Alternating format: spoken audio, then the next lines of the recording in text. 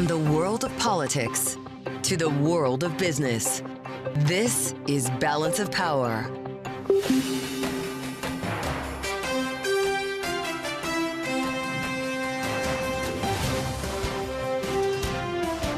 Live from Washington, D.C. From Bloomberg's Washington, D.C. studios to our TV and radio audiences worldwide, welcome to Balance of Power. I'm Kaylee Lyons. China raises its retaliatory tariffs on U.S. imports to 125% as the White House reiterates President Trump wants to make a deal with Beijing. We'll have the latest with Republican Congressman Adrian Smith of Nebraska, chair of the House Ways and Means Trade Subcommittee. The trade uncertainty weighing on consumer sentiment, with UMich figures plunging to their second lowest level on record and long-term inflation expectations hitting multi-decade highs. Diane Swonk of KPMG will join us with analysis. And former House Financial Services Committee Chairman Patrick McHenry will join us as well to recap a wild week of market volatility, which actually turned out to be the best for stocks going back to November of 2023. Thanks for being here on this Friday evening. It's been quite a week in Washington, of course, inclusive of the 90-day pause announced by President Trump on Wednesday. And this afternoon, the White House Press Secretary Caroline Leavitt was asked about whether that pause could be extended or not. He's hoping that there will be good deals made before the 90 days is up, and we will cut those deals as soon as we possibly can, country by country, tailor-made deals for each and every country as they all propose unique challenges and unique assets to each country, advantages rather. And when that 90-day mark hits, the president will make that decision.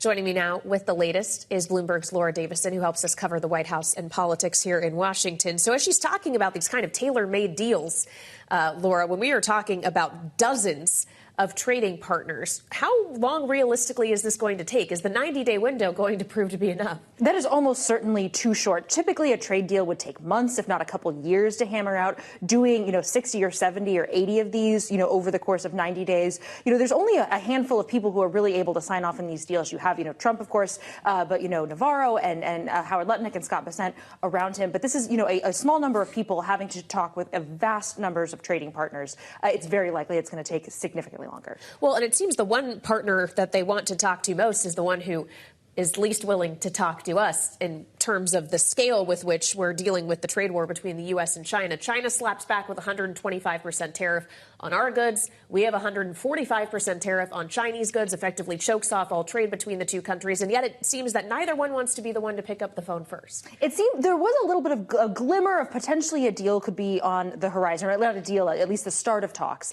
is that China said that this was going to be their last escalation in that tariff rate. The reason, though, effectively, is it doesn't matter if it's a 125% rate or if it's a 1,000% rate. U.S. goods are simply just too expensive to go into China at that point. We'll see what that looks like on the other end of Chinese goods coming in at 145%. That could be the impetus of when that trade essentially stops or just becomes ridiculously expensive, that one side, or at least on the lower level, staff starts talking to get then the principals, Trump and Xi, to get on the phone. All right. Well, we'll see if that happens. The White House press secretary said today that Trump will punch back if China keeps punching. Bloomberg's Laura Davison, thank you so much. Now, the trade uncertainty drove U.S. consumer sentiment to the second lowest level on record, according to UMich data released today, while inflation expectations soared to multi-decade highs. Joanne Su, director of surveys of consumers at the University of Michigan, joined Bloomberg earlier. Consumers are in a very much a wait and see situation. They're really bracing for the other shoe to drop in terms of trade policy, leading to eventual price hikes and higher inflation. So you have kind of these competing things of people are trying to beat future price increases. For more, we turn to Bloomberg's Mike McKee. So, Mike, obviously some pretty incredible superlatives we're dealing with in the UMich data today, but it is soft data after all. At what point does the soft data translate into the hard data? Well, that's what the Federal Reserve and the markets are worried about. We don't have a direct correlation between the consumer sentiment numbers and hard data, but we have seen in the last couple of months that people did pull forward buying big ticket items like cars and refrigerators, et cetera. And that was at a time when they were telling the Michigan surveyors that they thought it was better to buy now than wait for tariffs. So if that follows into now when the tariffs are in place, they may indeed cut back. And that's what a lot of people are concerned about, and why you've heard some CEOs and earning calls and things like that saying they're worried about recession. Well, and certainly we've got a lot of that in terms of the conversation on bank earnings calls today. I anticipate more could come when more of those companies report next week, Mike. But we also got PPI data that was cooler today after cool CPI yesterday as well. Does any of that actually matter, considering that data, while hard, is backward looking? Well, the news was a little bit mixed on inflation because, of course, we got the University of Michigan's inflation expectations number for a year ahead. People now think inflation is going to be 6.7%. I'll remind you, yesterday the CPI said it was 2.8%. But we got the PPI numbers today, which would have been good news if we weren't dealing with all this tariff stuff, because the headline number went down 0.1%, which was largely due to gasoline prices. But overall, both the headline and the core went down significantly on a year-over-year basis, which would suggest maybe easing inflation pressures. We saw egg prices, by the way, go down 21.3%. But the one joker in it was that steel mill prices went up 7.1%. These are American factories, and it's because they were able to. Because tariffs went up, they were able to raise their prices, and that's what economists are worried about overall with tariffs. Yeah, and it's a good reminder that it's not just about this 10% base rate or the tariffs on China. There are sectoral tariffs we have to consider in this equation as well. Bloomberg's Mike McKee, thank you so much. And of course, for all of the economic and trade uncertainty, stocks actually saw their best week going back to at least 2023 this week, though it was also wild in the bond market. The headline on the Bloomberg terminal just crossing, this was the biggest weekly increase in the 10-year Treasury yield since 2001.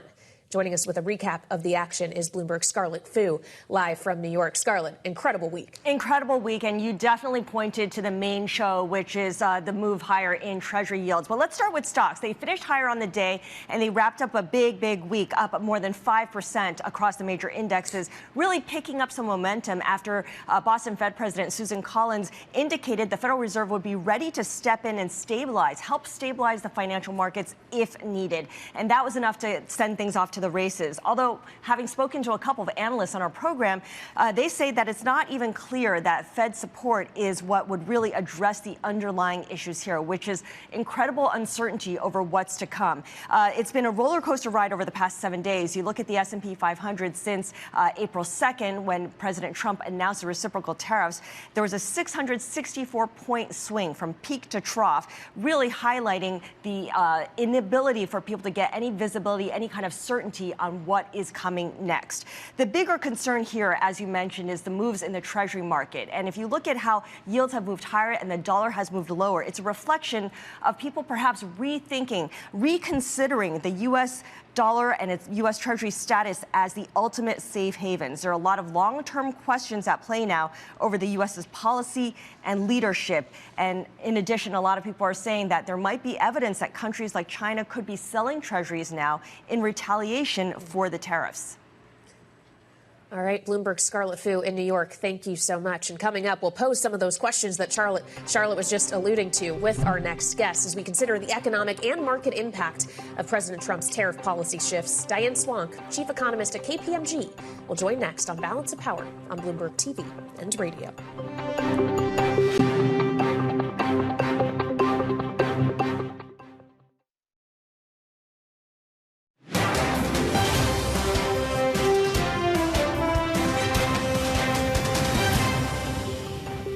Now we're seeing, as I said, that sort of extra fear of world economic growth in the next few months over the tariff dialogue. That's real fear, but I think the marketplace may be discounting the wrong answer here. We're going to see very, very positive economic growth in the next few years. Energy Secretary Chris Wright on Bloomberg Surveillance earlier this morning. And joining us now here on Bloomberg's Balance of Power on both TV and radio for another take on the growth outlook is Diane Swonk, chief economist at KPMG. Diane, thanks so much for being here on this Friday, where obviously the markets are trying to cling to some degree of optimism that at the very least higher reciprocal tariff rates are not in place for most trading partners. But with the level of the levies we're seeing in the U.S. and China placing on each other, a 10% base rate in place, sectoral tariffs to contend with as well, what kind of growth hit are we talking about already, even without the highest of the highest rates kicking in for all countries? Well, we are seeing already still seeing people buying ahead of tariffs. Those who can will buy ahead of tariffs. Others are hunkering down. And so this is sort of that sort of mixed economic message that we're hearing from the soft versus the hard signals. And I think that's important. But the other issue is, as we look at this going forward, it doesn't take much of an extension of this to sadly get us into the pull forward on demand and the sort of stacking up of inventories. There's been a lot of that going on as well. That sets us up for weaker growth going forward, and we actually have the economy going into a shallow recession later this spring and into the summer, and the Fed not being able to cut its interest rates in terms of short-term interest rates until the end of the year. Well, if we're considering an outlook in which we could see a growth downturn in that short period of time, Diane, typically you would think investors might be seeking haven in an asset like U.S. Treasuries. And instead, we just saw the 10-year Treasury yield have the biggest weekly gain, as in yields going up, price of bond going down since 2001. What is the bond market reflecting here? It really is reflecting that sort of concern that we are no longer the safe haven. This is something we've been for a very long time, the reserve currency of the world. There is no easy replacement at this point in time, but clearly the idea that we'd raise tariffs and the dollar would depreciate instead of appreciate, and in a world with such uncertainty that the bond yields would rise instead of fall, that's clearly created some is something to worry about, very much worry about. And it sort of suggests a return to the old term bond vigilantes. And that is something that clearly has spooked the administration as well. We heard that echoed earlier this week, and I think that's important too. Well, will it spook the Federal Reserve? We obviously had some suggestions by Susan Collins today, Diane, that the Fed would intervene if it deemed it necessary. But how high realistically is that bar? Well, there's one thing about intervening. There's intervening to stabilize the Treasury bond market if it seizes up. That's not necessarily. There could be something very similar to what we saw in the UK in 2022 when they lost a prime minister. That was an intervention, even though the central bank was still tightening. It was an intervention that did not actually ease financial conditions a lot. And I think that's where you see the Fed stepping in. Is they have to worry about how well our market's functioning. That is one of the things they can do, is help with market functioning.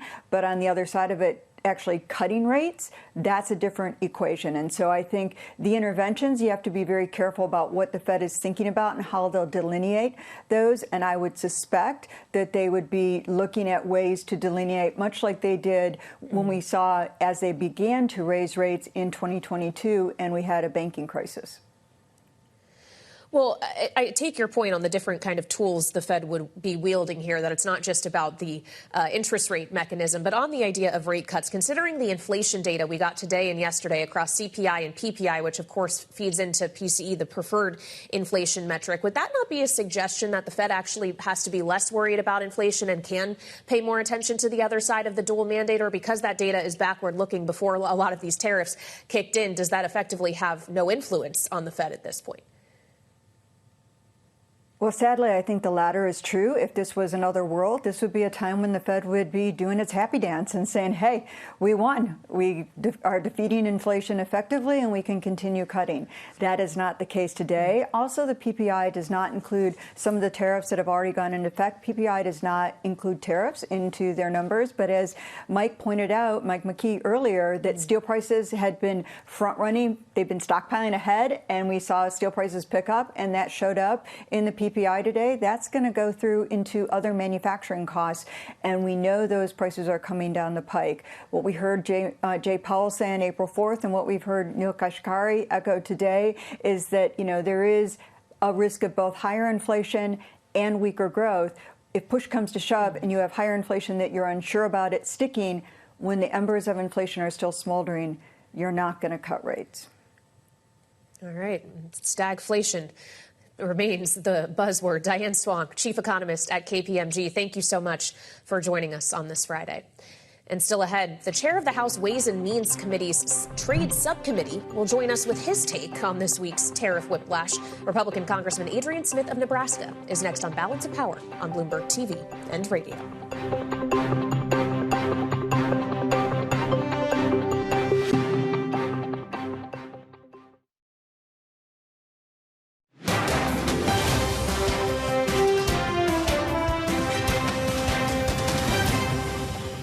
I know how important America's strength on an economic level playing field is, and we cannot achieve that with unfair trade practices that sell out in the short term at the expense of the long-term security of our national security and our economic stability.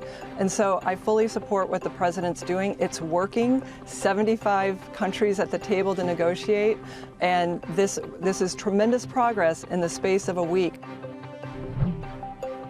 Kelly Loeffler, administrator of the Small Business Administration and former Republican senator from Georgia, last night here on Balance of Power, discussing the trade progress that the administration has made, in her view, this week. And joining me now for more on Bloomberg TV and radio, live from Capitol Hill, is Republican Congressman Adrian Smith of Nebraska, who chairs the House Ways and Means Committee's Trade Subcommittee. Congressman, thank you so much for joining us here on Bloomberg. It's one thing to bring 75 countries to the table to negotiate. It is another to complete those negotiations and actually yield deals, and multiple deals at that. Is a 90-day window an unrealistic time frame? Well, I think there's a lot of urgency here. The president campaigned on a lot of these issues, and the other countries are responding. I am encouraged to hear more and more details about other countries coming to the table to really level the playing field. That's what we need to do, and long term, I think this can be very healthy. Do you think, though, that the kind of oscillations we have seen from President Trump when it comes to tariff policy, this week not being the first time a threatened tariff has been enacted and then pulled back or otherwise delayed, does that in any way damage the credibility the administration is bringing to these negotiations? Is a little bit of leverage lost when we're not necessarily willing always to stick to the original plan? Well, I think going back to the first Trump administration, a very aggressive trade posture, a trade agenda that I think most reasonable people would say was very successful. Then enter the Biden 4 years that was not successful in many ways, but especially on trade. And there's no such thing as treading water on trade. We are either gaining ground or we are losing ground. And when we have other countries coming to us like they are right now, I think that's important to note. I'm not a huge fan of tariffs, so let me be very clear. I know they need to be a tool in the toolbox. And I think we are seeing other countries respond in a way that is advantageous to us. It's advantageous to consumers across America. Well, one country that doesn't seem to have elicited the response the White House would like at this point is China. Instead, in response to the 145% tariff the U.S. has placed on Chinese imports, China today raised its own tariff on U.S. imports to 125%. I know your district, according to the U.S.-China Business Council, this is the latest data we have from 2023, exported $1.3 billion worth of goods to China that year. What impact will this have at home? How long do you anticipate it will last? Well, it's my hope that we can move forward quickly on bringing, agreements. I know that China is an outlier. Certainly, China acts differently on a lot of fronts. And so I'm concerned, though, like when China buys a huge order of soybeans from Brazil. That just happened. I'm concerned about that. I think we need to be very vigilant, but also have the expectation that China can do better than what it has. During President Trump's first term, there was a deal with China. China did not make good on that agreement itself. So, yes, I'm concerned about some of these numbers that I see from China, but it's also not in their best interest to maintain high tariffs either. So, especially in the long term. So I think that the more dialogue we can have, the more engagement we can have, I think we can see more positive results down the road. And while we await those results, do you anticipate it's going to be necessary to provide subsidies to farmers that may be hit hardest by a trade spat between the U.S. and China, as we saw during the first administration? And is that something Congress is going to be able and willing to provide at a time when you are also pushing for steep spending cuts across the board? Well, there's certainly the concern there. I know that we need to get a farm bill passed. I think it's premature to say that there needs to be aid payments, especially when we don't even have a new farm bill in place. So there are a lot of reasons we need to get our work done here on Capitol Hill, whether it's a farm bill, whether it's tax policy, whether it's regulatory policy, trade policy. Obviously, there's a lot happening, and I think the world knows that we need to get our work done. The American people knows the American people know that we need to get our work done as well. So I'm encouraged by yesterday's vote that we can move forward with our large bill on tax and regulatory and energy and the border. The fact that we were able to take another step forward yesterday is great news, and to getting this done, because like I said, it's important that we get our work done. Well, and that gets us to the kind of revenue part of this tariff conversation, Congressman, in our final moment here. I wonder what conversations or what math the Ways and Means Committee or the Trade Subcommittee that you lead within it is doing when it comes to actual anticipated revenue from these tariffs, because at the kind of rates we're talking about with China, for example, most economists have told me that means the volume of imports is going to go down, even if the rate is higher. How is the mathing for you? What kind of numbers are you coming up with? Well, I'm not one who wants to rely on tariff revenue for our budget. I just don't want to rely on that philosophy, actually. So as we sort through all of this, I mean, there are a lot of things that we need to adjust in our tax policy, although we know what we did in 2017 was largely very successful. So we've got the numbers on that. There are other things that we need to adjust or modernize, perhaps. But again, business expensing, for example, is very important, especially as we see domestic producers want to expand here in America. That's really what we intended to do in 2017, was encourage more productivity. And so the opportunity to do that, and we see a long list of U.S. companies looking to expand domestically, they can benefit from our tax policy. We better make sure that it's either permanent or extended well into the future, but preferably permanent. All right, Congressman, really appreciate your time this evening, still on Capitol Hill as everyone else heads out for the recess. Safe travels to you, sir. That is the Republican congressman from Nebraska joining us, Adrian Smith, who again chairs the Trade Subcommittee in the House Ways and Means Committee. And we still have more ahead here on Balance of Power. I'll actually be joined by Congressman Smith's former colleague and the former chair of the House Financial Services Committee. Patrick McHenry will be here with his take on the tariff-induced volatility in financial markets, the biggest one-week move up in the 10-year yield since 2001, but also, weirdly, the best week for the S&P 500 going back to 2023. We'll discuss it all with him next on Bloomberg TV and radio.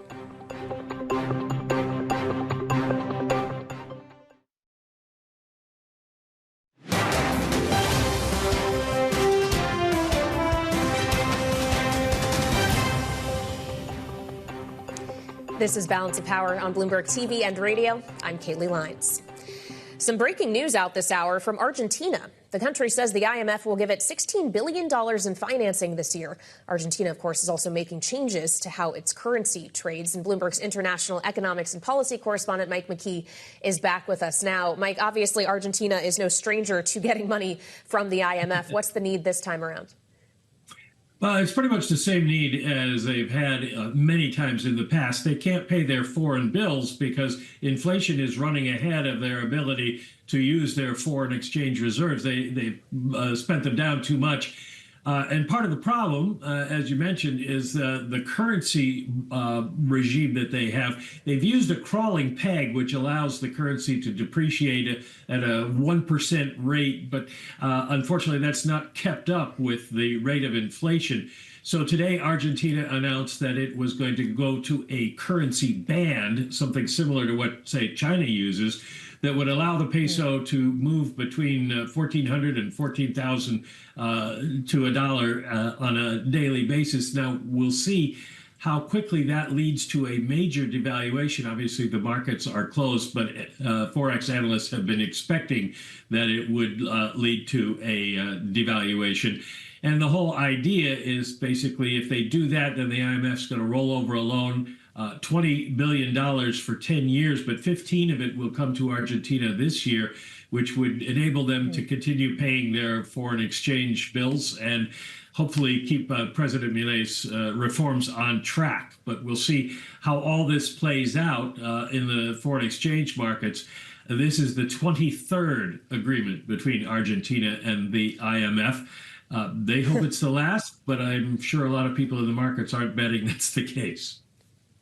As I said, not strangers here. Bloomberg's Mike McKee, thank you so much. And we should note with eyes on Argentina that Treasury Secretary Scott Bessent will actually be there next week. He'll be speaking to Bloomberg's Anne-Marie Hordern live from Argentina this coming Monday. But here first on this Friday, as we wrap up a week that has been incredibly volatile in terms of tariff policy and resulting action in financial markets, we turn to Patrick McHenry, the former Republican congressman from North Carolina and also former chair of the House Financial Services Committee, is here with us in our Washington, D.C. studio. Welcome back to Bloomberg TV and Always Radio. Great to be with you, Kaylee. Hope you've had a good week. It's certainly been a busy one, shall we say. And I wonder how you read the difference between what we started the week with in terms of rhetoric from the administration and activity in financial markets, where we were on Wednesday, where we're ending the week now, and what really happened in your view. Oh, my gosh. I mean, so there are weeks where, like, your Bloomberg subscription actually pays for itself, right? And the last 2 weeks, this is like whatever's breaking at the moment. If you're off your device for a moment, you miss like a whole news cycle. A lot has transpired in the last 10 days. The president had this initial approach, which was a focus on China, and then this larger basket of tariffs to go with it. The market reaction was obvious, right? What was not obvious, and is, I think the important stuff here, is that we had financial markets to the point of breaking. That is not a good sign. That is a problematic sign for the Treasuries market. It's a problematic sign for the level of change the president announced. The focus, though, is still on China, and that is the crux of really the signal amidst all this noise, is that the president wants a new reset with the global trading arrangement with China and wants the whole world to come along with him. And the mechanism of bringing the whole world along with him was the announcement of this whole wider basket of enormous tariffs. That was the head scratcher. It was so much more than people expected. Yep. Certainly not priced in the assumption here, and deeply problematic to the point where the president said, look, the market's got yippee and we had to change course. There's a high level of ideology for what the president is seeking with tariffs, but also this certain amount of pragmatism that he's going to push hard, but there's a reasonableness standard still. Well, so to that point, if this really is all about China, how much ability does the president have to pull back or change policy in a way that can provide cushion to financial markets that look like they're breaking? It was one thing to back away from the reciprocal tariffs on other trading partners, but if he's serious about bringing China to the table, he doesn't necessarily have that same ability to boost risk appetite by leaning away. Well, this is a complicated piece. So on one shoulder, he has Secretary Lutnick, and on the other shoulder, he has Secretary Bessent. Peter Navarro in there somewhere. Well, Peter Navarro is hopping around, right? So, but he's got these two competing approaches. In this point of where things went with the markets, it's clear that Secretary Bessent said, "Look, we've got to pivot here for the financial markets, for just the mechanics of the financial markets to function." What we've now just accepted is a massive set of new tariffs globally.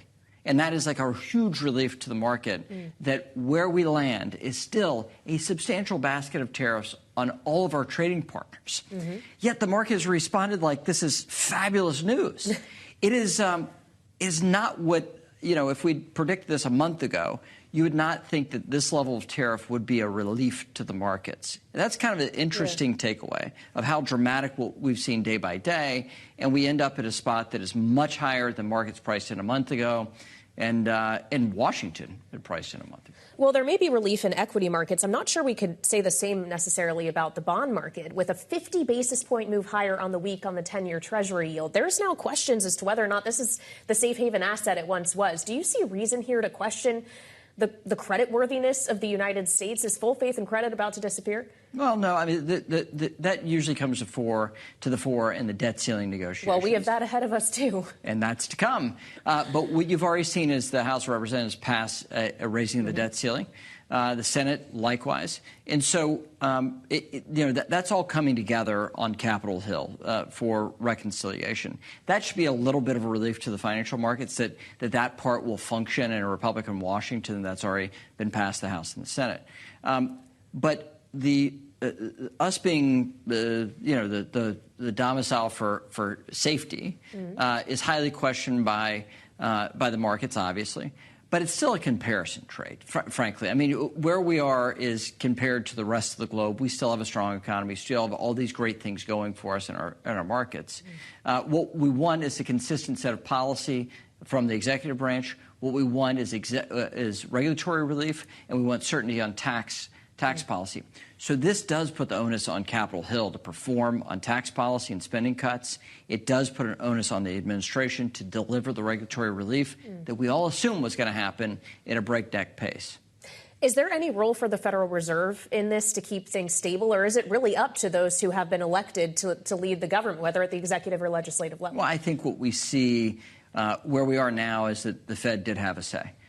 They've been highly engaged in informing the executive branch of the functioning of the financial markets, the point of stress. You have a Treasury Secretary that's highly attuned to this and is, as a trader, is on the other side of this and trying to shape policymakers from the outside. And you have a Commerce Secretary who's of Wall Street as well. So I think the president is getting the information. He has a competent economic team. But the president still has a high focus and a love of tariffs that the market, I think, did not price in.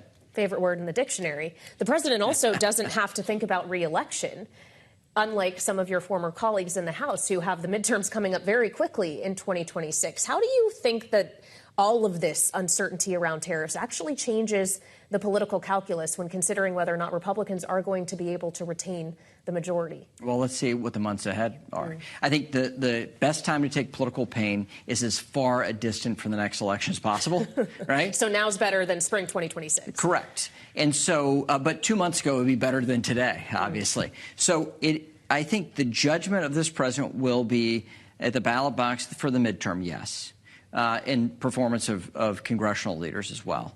That performance will be dictated about how people. It'll be the results will be as a result of how people feel about the economy, and how they feel about the economy is going to be borne out in the grocery stores and how they're buying and consumer sentiment. The big concern right now is consumer sentiment is so sour. Yep. That should tell the party in charge in Washington, you better get on with it, and you better make sure the economy is strong, or there are going to be serious electoral consequences. And well, just extending the 2017 tax cuts, which would basically mean most consumers are seeing their tax rate be static. Yes, it wouldn't go up, but it also isn't going to go down any further. Does that really provide the kind of juice needed if you're trying to change someone's mind about the economy? Nope. And you just heard it from a significant member of the Ways and Means Committee, Adrian Smith, who's as tapped in as anybody on trade policy and tax policy. Republican leaders on Capitol Hill need to have real spending cuts. The market will demand that, number one. And number two, you have to do something that is stimulative to the economy, not just an extension of the 2017 tax cuts. This economy is very different than what the president inherited in his first term. His economic team understands that. The regulatory and tax pieces need to fit for this economy, not the one 8 years ago. All right, we'll leave it on that note. Mr. Chairman, good to have you back. Great to be with you. Thank you for being here. Patrick McHenry, of course, the former chair of the House Financial Services Committee. And still ahead, our political panel gets their chance to weigh in on this week's drama. That'll be next on Balance of Power on Bloomberg TV and radio.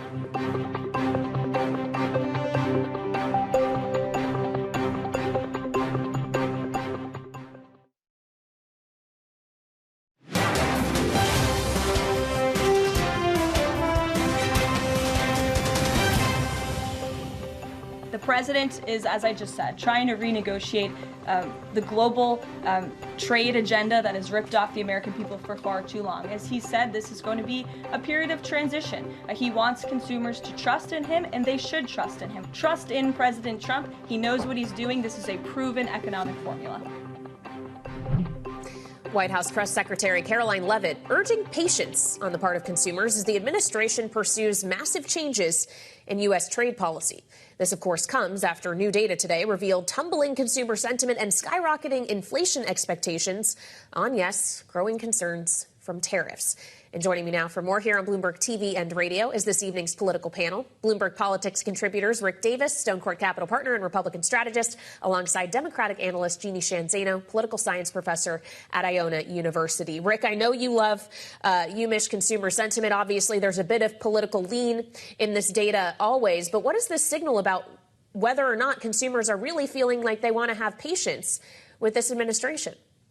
Yeah, it's, as you say, it's always more support amongst the party in power for the policies of the party in power. But even this one was an indication that trouble ahead for the Trump administration. Republicans are starting to lose faith and are very concerned about the rise of inflation and the potential for increases in unemployment.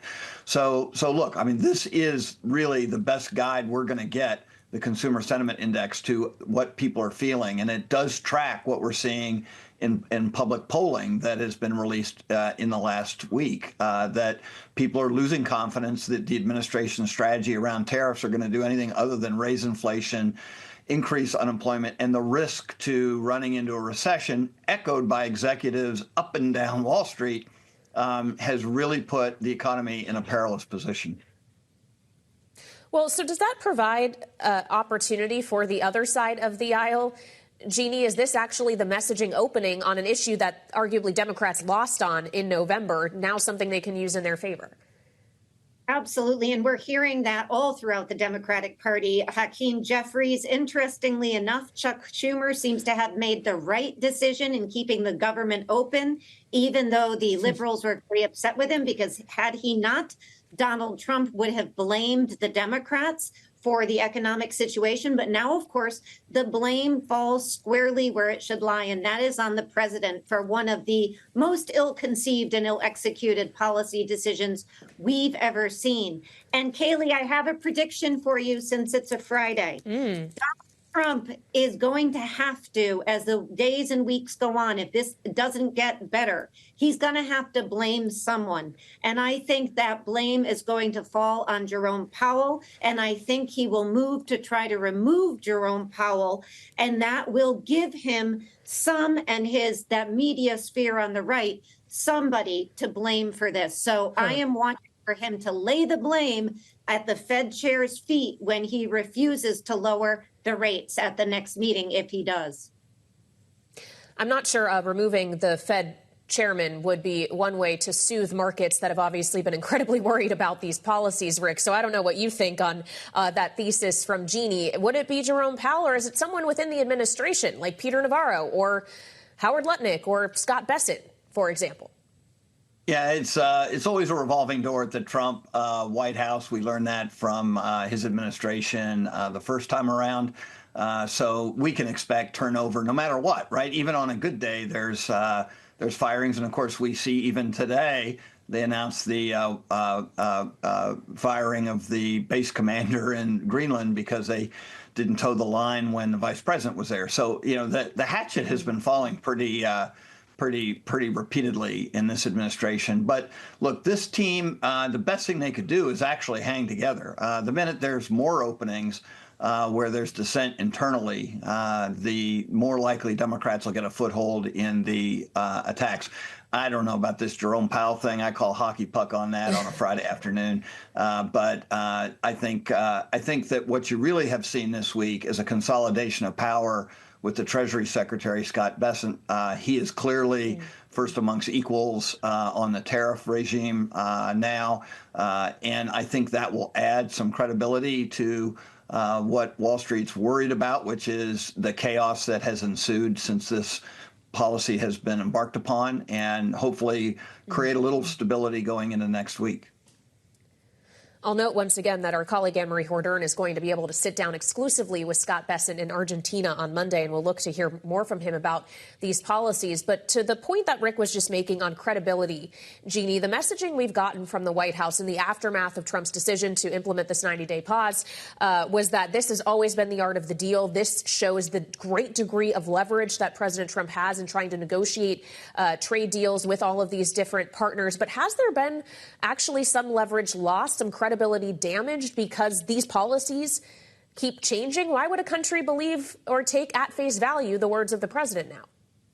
There has absolutely been credibility lost. The president, they have tried to spin this. They have tried to make the pig look pretty, but it doesn't look pretty. And there's almost nobody outside the administration who says that this was just a negotiating tactic and they knew it all along. And he is playing 3D chess, those kinds of things. If you just look at some of the memes that are going out, the Chinese Foreign Ministry, for instance, they are putting out these memes with MAGA hats. They cost $50. Now they cost $77. Thanks to this, trade war we have now entered. So they know, and the American public knows, that this is a loser for the president. And the reality is Donald Trump will not take responsibility for that. He will never take that responsibility. And so does he blame somebody in his administration? He might, but he is most likely to go after somebody he's wanted to get out of the way for a long time, and that is the Fed chair. And the messaging from the White House this last week or so has been very problematic for them, and his poll numbers and the consumer sentiment numbers tell the story. Even Republicans on the Hill running away from the president and saying, he caught the car, he owns this, let's see what he can do with it. So very bad week for Republicans, should be a good week for Democrats, but we have to see what they can make of it going into 26. I'm going to, for really the first time this hour, change the subject away from tariffs and these economic policies, because we did get a bit of breaking news earlier this afternoon, a ruling from a judge in Louisiana in the case of Mahmoud Khalil, who, of course, was the graduate student at Columbia University, played a role in the pro-Palestinian protests. The administration has been trying to deport him. The judge, Jeannie, ruled that he can be kicked out of the country due to being a national security risk. What is the line here between someone as being a risk to national security versus expressing their First Amendment right to free speech? Well, this was a big win for the administration, and it seems to be that the line is that even though he is a green card holder, his activities have crossed whatever line there is. And so I think all of us support removing people from the country who should not be here. And I am glad that the administration is still listening to the courts and appealing rulings rather than ignoring them. I think the biggest concern here is the administration going forward if they decide to ignore a court order. So as, upsetting as this ruling was for his family, and we've heard from them, and it will take a long time for them to act to remove him, this one doesn't worry me as much as does the perspective that the administration may at some point decide not to abide by an order. Well, on that point, the Supreme Court did rule yesterday, Rick, that the administration does have to take steps to return the Maryland man who was accidentally deported to a prison in El Salvador, and yet the DOJ wouldn't today give the judge information on his whereabouts currently. Is this going to be potentially the first real act of defiance? Yeah, I'm not exactly sure they withheld the information. I think they actually claimed they didn't know where he was, and I guess it's incumbent upon them to go find him now. But we can only imagine in a recalcitrant DOJ, why would they work very hard to find a guy in a supermax prison in El Salvador? I just think this is a sticky wicket, and the caution is that it wasn't the win that Democrats wanted. Yeah. All right, Rick Davis and Jeannie Shanzano, thank you so much for joining us on this Friday. This is Bloomberg TV and Radio.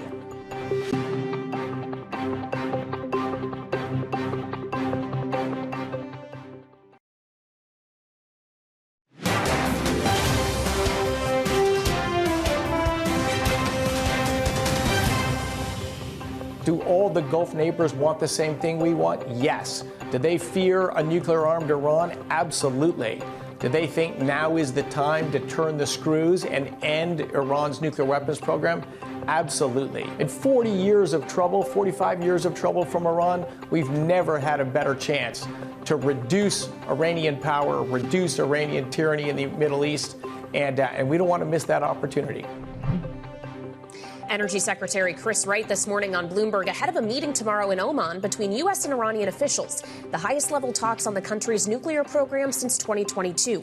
And it takes place amid rising tensions, a rapidly shortening window for a diplomatic solution, as President Trump said this week he absolutely would consider military action against Iran if no agreement is able to be reached. That's Saturday. On Sunday, tune into a special Bloomberg surveillance at 6 p.m. Eastern Time, and I'll see you here Monday on Bloomberg TV and Radio.